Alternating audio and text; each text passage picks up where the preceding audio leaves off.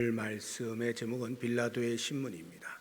예수님께서 빌라도에게 신문을 받으시는 장면을 우리가 보게 될 터인데, 그 이전에 신문 받기 이전에 예수님께서 유대인들의 손에 의하여 빌라도에게로 끌려 오시게 되는 그 과정 속에서 먼저 유대인의 모순을 함께 묵상해 보고, 그 다음에 이제 빌라도의 신문에 대해서 같이 생각을 해보도록 하겠습니다.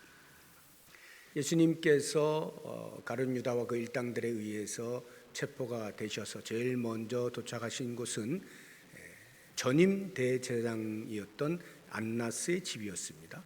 거기에서 현 대제사장이었던 가야바에게로 옮겨지게 되고, 그리고 거기에서 이제 빌라도에게로 오게 되는 것이 오늘 말씀 28절이죠. 그들이 예수를 가야바에게서 관정으로 끌고 가니 할 때 이 관정이 빌라도가 있는 관정을 말하는 것입니다. 빌라도는 여러분들이 잘 아시는 것처럼 예수님께서 못 박혀 죽으실 때에 로마법을 선포하였던 사람이죠. 로마 황제 제2대 황제였던 티베리우스가 AD 26년에 유대 총독으로 임명을 합니다. 그리고 그가 죽던 AD 37년 바로 직전 해인 36년까지 약 10년 동안 유대 총독으로 통치를 하였던 사람이 이 빌라도입니다. 원래 빌라도 로마의 파송을 받아서 유대를 다스리는 총독으로 있는 그 관저는 가이사랴라고 하는 도시였습니다. 이스라엘 그 나라 팔레스타인 땅의 서쪽에 지중해의 연안에 있는 해변 도시 중에 하나죠. 그 가이사랴에 있었는데, 절기 때가 되면 예루살렘에 수없이 많은 사람들이 몰려들죠. 그러니까 치안에 대한 문제가 발생할 수가 있어요. 그래서 이런 절기 때가 되면 가이사랴에서 예루살렘으로 일시 와서 공공 질서나 치안 유지들을 위하여 일을 하게 되는 것입니다. 그래서 예루살렘에 오게 되면 그 예루살렘에 있던 헤롯 왕궁에 거하거나, 아니면 예루살렘 성의 서북쪽에 있는 안토니오 성이라고 하는 그 로마 군인들이 주둔하고 있는 그 안토니오 성에 머물기도 합니다. 그렇게 예루살렘에 와 있는 이 빌라도에게 유대 지도자들이 예수를 끌고 오게 된 것이죠. 왜 이들이 유대 총독인 빌라도에게 예수님을 끌고 갔을까? 그것은 예수님을 죽이고 싶은데 그 사형의 선고와 집행은 로마법에 의해서만 가능했기 때문입니다. 물론 그 이전에 그 유대 종교 지도자들이 자치권을 가지고 있는 그 사내드린 공의회에서 불법적으로 예수님에 대하여 사형을 결의한 모습을 요한복음에서는 우리가 볼 수가 없지만 다른 공간복음서에서 찾아볼 수가 있는데, 먼저 잠깐 살펴보면 마태복음 26장 65절 66절 보겠습니다. 이에 대제사장이 자기 옷을 찢으며 이르되 그가 신성모독하는 말을 하였으니 어찌 더 증인을 요구하리요? 보라, 너희가 지금 이 신성모독하는 말을 들었도다. 너희 생각은 어떠하냐? 대답하여 이르되 그는 사형에 해당하니라. 해서 이미 자기들끼리 작당을 하여서 그 금요일 새벽에 사형을 결의합니다. 그리고는 이제 로마 관저로 빌라도에게 끌고 와서 이제 선언을 좀 해주시오. 그래서 사형 집행을 할 수 있게 해주시오. 이렇게 한 것입니다. 여기에서 우리는 이제 유대인의 모순을 하나 볼 수가 있는데, 28절을 보시기 바랍니다. 뒤에 보게 되면 그들은 더럽힘을 받지 아니하고 유월절 잔치를 먹고자 하여 관정에 들어가지 아니하더라. 관정이라 하면 빌라도가 있는 곳입니다. 로마 사람들이 있는 곳, 거기에 들어가지 아니해요. 끌고 오기는 했는데 안 들어가요. 왜냐하면 그날이 유월절이 이제 시작되는 날인데, 그 유월절 때에 이방인과 함께 거하게 되어지면 부정하다 하는 것을 자기들 스스로 법을 만들어요. 율법에는 있지 아니하지만 그 열심히 특심해서 자기들이 스스로 법을 만듭니다. 그리고는 그것을 지키기 위하여서 관정에 들어가지 않아요. 그러니까 빌라도가 밖으로 나와서 그들을 만나는 장면을 우리가 볼 수가 있습니다. 이것이 이제 그들이 보여주고 있는 모순이라는 거예요. 아이러니라는 거죠. 자기들이 만들어 놓은 율법, 그것을 지키기 위해서는 관정에 들어가지 않는 정도의 철저함을 가지고 있으면서도 자기들이 처리해야 할 일을 이방 권력을 쥔 사람에게 위탁을 하고 있는 모순을 보여주고 있다 이 말이죠. 특히나 예수님은 그들이 알지 못하여서 그렇지 자기 백성을 구원하기 위하여 하늘의 보좌를 버리시고 이 땅에 오신 분인데, 그분을 이방인의 손에 위탁을 하여서 죽게 만드는 이러한 아이러니를 우리가 보게 되는 것입니다. 이것에 대해서 예수님께서는 그러한 유대 종교 지도자들의 그 모순에 대하여, 위선에 대하여 맹인된 인도자여 이렇게 이야기하면서 아주 유명한 말씀을 하시는데, 우리 마태복음 23장 24절을 보겠습니다.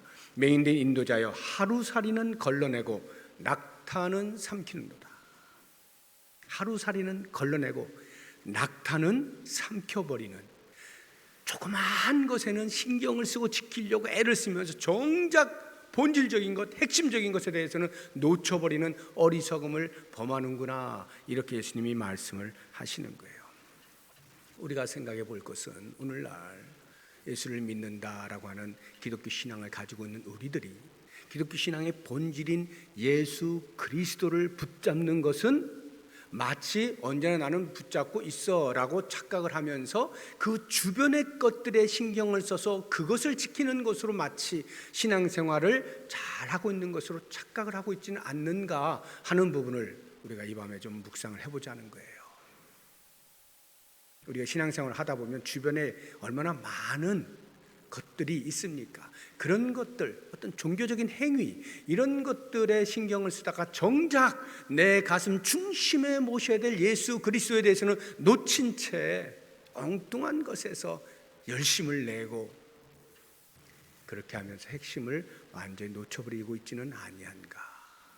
이 밤에 우리는 예수 그리스도를 내 마음속에 모시고 있는지를 잘 묵상을 해봐야 될 것입니다. 유대인들이 보여주고 있는 두 번째 모순이 있어요. 이제 그렇게 되자 빌라도가 이제 예수님과 이제 신문을 하는 장면이 33절부터 나옵니다. 빌라도가 예수님께 질문을 해요. 네가 유대인의 왕이냐? 이렇게 29절 보면은 33절에 보면 내가 유대인의 왕이냐? 이렇게 질문을 하죠.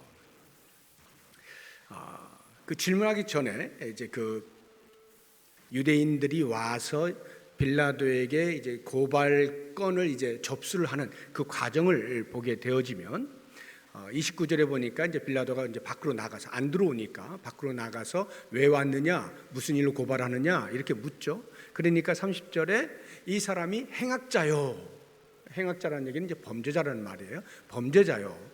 그런데 보니까 그래, 그 정도면 너희들 법으로 좀 처리할 수 있을 것 같은데 라고 하는 것입니다. 여기 행악자라고 고발을 할 때 그 고발의 내용은 공관복음서에 보면 여러 가지가 있어요. 뭐 세금을 안 바치게 한다든지 백성들을 미혹하게 한다든지, 그 가운데 핵심이 되는 것은 자칭 하나님의 아들이다, 그리스도다, 유대인의 왕이다라고 말을 한다. 이게 이제 고발 내용이에요. 그것을 행악자, 범죄자라고 보는 거예요. 그러니까 빌라도가 들을 때는 그것은 자기가 굳이 관여하지 않아도 될 것 같은데, 너희들의 법 안에서 돼도 될 것 같은데 라고 말씀하는 것이 31절입니다. 빌라도가 이르되 너희가 그를 데려다가 너희 법대로 재판하라, 이렇게 하는 거죠.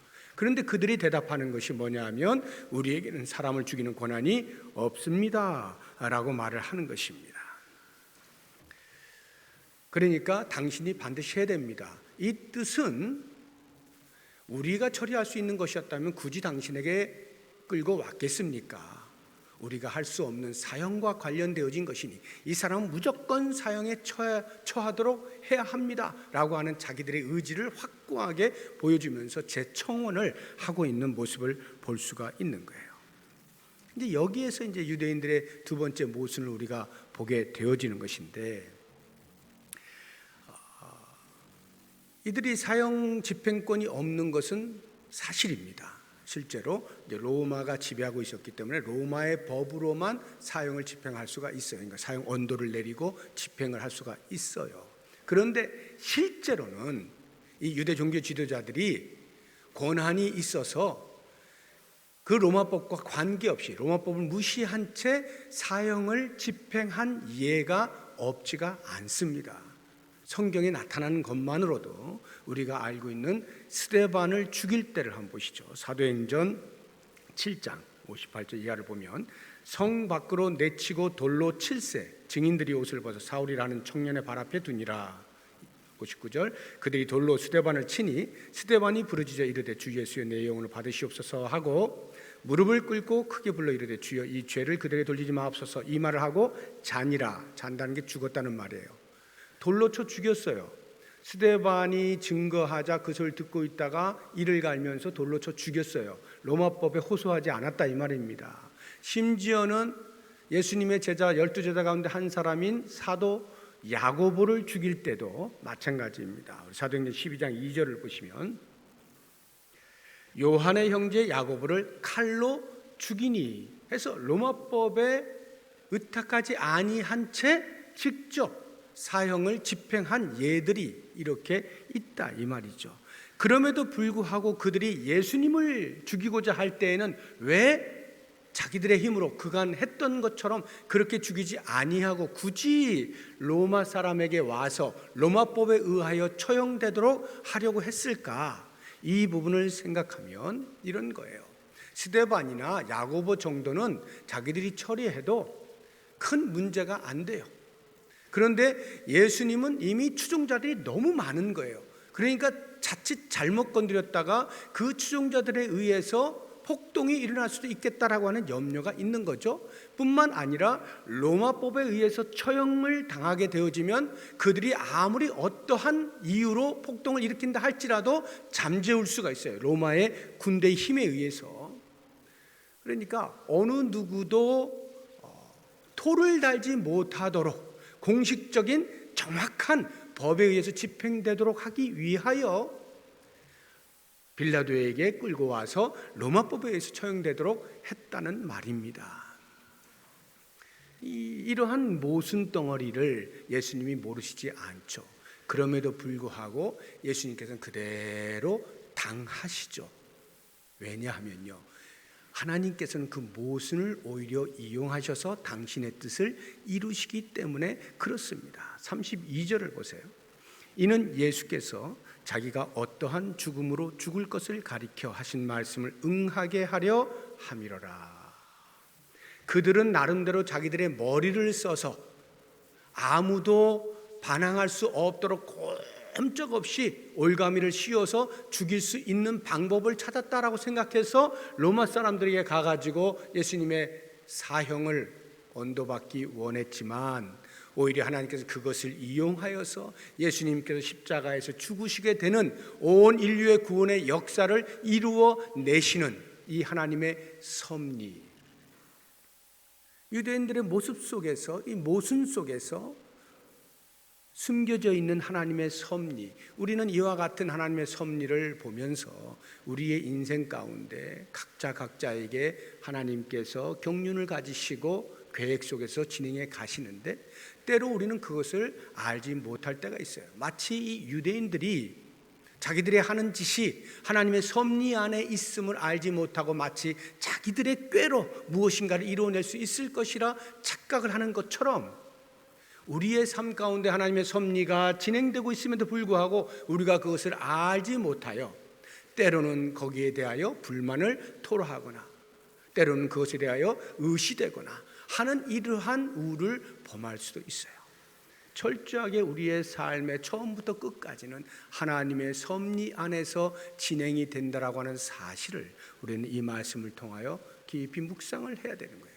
다시 말하면 예수님께서 힘이 없어서 죽으시는 것이 아니고 하나님의 뜻을 이루시기 위하여 묵묵히 참으시면서 그 십자가의 길을 걸으시고 하나님의 섭리 안에 당신 자신을 두신 것처럼 때로는 우리들의 삶이 우리의 눈에 보기에 만족되지 아니하고 내가 원하는 방향으로 흐르지 아니한다 할지라도, 설령 그것이 나의 죽음을 요청하는 자리에까지 이르는 상황이 있다 할지라도 그것이 하나님의 섭리 속에 있을 수 있음에 대한 인식이 필요하다는 거예요. 영적으로 깨어있지 아니하면 그 하나님의 섭리에 대하여 우리는 다 받아들이질 못해요. 그래서 불평하거나 불만을 토로하거나 원망하거나 가슴을 치고 한탄하거나 이것으로 그냥 인생을 다 소진할 수도 있어요. 그러나 하나님의 섭리 앞에 자신의 삶 전체를 내어 맡기면 그 안에서 하나님의 뜻을 찾게 되어지고 참을 수 있게 되어지고 더 멀리 볼 수 있게 되어지고 하나님의 나를 통하여 일하시는 것들을 경험할 수 있게 되어지는 거죠. 이 밤에 우리가 그 하나님의 섭리를 그리스도께서 보여주신 것처럼 우리도 묵묵히 그 섭리 안에 순종할 수 있는 그러한 묵상이 있기를 바라고요. 이제 빌라도의 신문을 우리가 보게 되어지면 빌라도가 이제 예수님께 대해 두 가지 질문을 해요. 그 첫 번째는 이제 정체성에 대한 질문이에요. 네가 유대인의 왕이냐라고 하는 것인데 33절을 보시게 되면 내가 유대인의 왕이냐 이렇게 질문을 하죠. 유대인에게 있어서 이 예수님이 유대인의 왕이라고 하는 것은 종교적인 이슈입니다. 그들에게 있어서는 왕은 오직 여호와 하나님 한 분이에요. 그런데 예수님께서 자칭 내가 하나님의 아들이다, 내가 그리스도다, 내가 유대인의 왕이다 라고 하는 이런 것에 대하여 견딜 수가 없어요. 신성 모독죄를 걸고 사형을 결의하는 거예요. 이건 종교적인 문제예요. 그런데 그들이 로마 사람에게 데리고 왔어요. 빌라도에게 판결을 의탁했어요. 그렇게 되어지면 그 유대인의 왕이라는 말은 이제 정치적인 이슈로 바뀌게 됩니다. 왜냐하면 거기는 로마 총독이 로마 사람이 유대의 총독으로서 다스리고 있잖아요. 그런 상황에서 유대인의 왕이라고 하는 말은 그 로마에 대하여 반항하는 세력이 되는 것이기 때문에 정치적인 문제가 되죠. 그런 이슈를 알고 유대 종교지도의 일부러 빌라도에게 예수님을 끌고 오게 된 것입니다. 두 번째로 빌라도가 묻는 것은 네가 무엇을 하였느냐라고 하는 것인데요. 35절을 보시면 빌라도가 대답하되 내가 유대인이냐 내 나라 사람과 대제사장들이 너를 내게 넘겼으니 내가 무엇을 하였느냐, 무엇을 했길래 너희 사람들이 너를 데리고 와서 유대인의 왕이라 했다라고 고발을 하느냐, 도대체 네가 유대인의 왕으로서 하는 일이 무엇이길래 이렇게 고소를 당하였느냐, 이런 질문이에요. 그러니까 예수님의 사명에 대한 질문을 하고 있는 것입니다. 이 부분에 대해서 이제 예수님께서 답변을 하셔요. 네가 유대인의 왕이냐? 예수님의 답변이 내가 왕이니라 이렇게 하시죠. 37절 보세요. 빌라도가 이르되 그러면 내가 왕이 아니냐? 예수께서 대답하시되 내 말과 같이 내가 왕이니라 이렇게 대답을 하시죠. 그런데 이 대답은 많이 다르죠. 빌라도가 물었을 때에 네가 왕이냐라고 하는 것은 단지 유대인의 왕 그것에 불과한 것이었어요. 그러나 예수님께서 내가 왕이다 라고 대답을 하실 때에는 단순히 유대인의 왕을 의미하는 것이 아니죠. 온 우주의 왕 하나님 나라를 생각하면서 말씀을 하신 거예요. 어떤 면에서는 알지 못하는 빌라도에게 하나님 나라를 소개하는 차원에서 대답을 하신 것이라고 볼 수도 있어요. 그래서 그 하나님의 나라는 이러한 나라야 하고 소개를 시켜주는 것이 36절이죠. 내 나라는 이 세상에 속한 것이 아니니라. 만일 내 나라가 이 세상에 속한 것이었더라면 내 종들이 싸워 나로 유대인들에게 넘겨주지 않게 하였으리라. 이제 내 나라는 여기에 속한 것이 아니니라 해서 이 세상의 나라는 힘을 가지고 서로 누가 더 세냐라고 하는 충돌이 일어나게 되지만 내가 지금 너에게 말하고 있는 내가 왕이라고 할 때 이 하나님 나라는 그러한 식의 충돌이 있지 아니한 나라다라고 이야기를 하고 있는 거예요. 그래서 그 하나님 나라를 위하여 왕으로 온 나는 이런 일을 한다 하고 네가 도대체 무엇을 하였길래 라고 하는 것에 대한 대답으로 37절을 보시게 되면 뒷부분에 내가 이를 위하여 태어났으며 이를 위하여 세상에 왔나니 곧 진리에 대하여 증언하려 함이로라. 진리에 대하여 증언하는 삶을 위하여 이 땅에 왔다라고 말씀을 하고 계시는 거예요. 그러니까 힘의 논리를 가지고 권력을 지려가는 그러한 왕이 아니라 진리로 다스리는 그러한 나라의 왕으로서 왔노라 말씀을 하시는 거예요. 그러니까 지금 이와 같은 그 빌라도와 예수님과의 질문과 대답이 오고 가는 속에 빌라도가 생각해 보니 이건 어이가 없거든요. 이야, 아무리 생각해 봐도 빌라도의 관점에서 예수님에게서 어떤 죄를 찾을 수가 없는 거예요. 이게 뭐야 이거 도대체? 진리 이야기하고 이런데 무슨 뭐 어떤 제목을 찾을 수가 없는 거예요. 야, 진리가 뭐니? 하고는 그냥 어이없다는 듯이 그렇게 해서 다시 유대 종교 지도자에게 나아가죠. 야, 난 아무리 생각해 봐도 너희들이 고소한 이 예수에게서 죄를 찾을 수가 없구나. 그냥 돌아가 하면 되겠는데 그렇게 하기에는 그 종교 지도자들의 또 체면이 있고 위신이 있으니까 빌라도가 꾀를 낸 것이 여기 한 사람이 있는데 반역도야, 강도야. 강도라는 건 그냥 뭐 훔친 사람을 말하는 게 아니라 국가적인 반역을 한 그런 사람을 말하는데 바라바라고 하는 반역도가 있어. 유월절이지 않냐? 내가 유월절이면 항상 한 사람 이렇게 특별 사면을 해주잖아. 그러면 이 바라바하고 지금 너희가 고소하고 있는 예수하고 누구를 사면해 줄까? 이 말의 의미는 빌라도가 당연히 할 수 없지 뭐 예수를 사면해 주시오. 워낙 바라바는 악독한 사람인 것을 다 아니까. 그렇게 될 줄 알았는데 오히려 유대인들은 바라바를 놓아주시오. 예수는 반드시 죽여주시오. 이렇게 하여서 빌라도가 당황해하는 모습까지가 오늘 본문의 말씀이에요. 우리는 이 빌라도의 신문 속에서 생각해 볼 수 있는 것, 예수님이 명확하게 말씀하신 것처럼 나는 하나님 나라, 그 하나님 나라의 왕으로, 만왕의 왕으로 존재한다 라고 하는 것처럼 우리가 그리스도의 십자가의 은혜로 말미암아 구원함을 받아서 하나님 나라의 백성됨에 대한 자기의 정체성을 분명히 하고 있느냐 하는 부분을 오늘 이 밤에 한번 묵상을 해보자라고 하는 것입니다. 하나님 나라의 백성으로 살면서 혹시 이 세상의 방식과 이 세상의 가치 체계에 휘둘리며 살고 있지는 아니한가? 과연 하나님 나라의 법도인 하나님의 말씀에 순종하며 말씀을 따라 살아가는 하나님 나라의 사람으로 살아가고 있는가? 나는 나의 삶을 통하여 예수 그리스도가 나의 왕이심을 증명하고 있는가? 왕이신 예수 그리스도의 통치를 받기로 작정하고 그렇게 말씀을 따라 살아가고 있는가? 우리가 이 밤에 그것을 묵상하면서 우리의 기도의 제목으로 삼을 수 있기를 바랍니다. 함께 기도하겠습니다. 이 시간에 말씀을 생각하시면서 우리 인도자 나올 때까지 조용히 기도하겠습니다.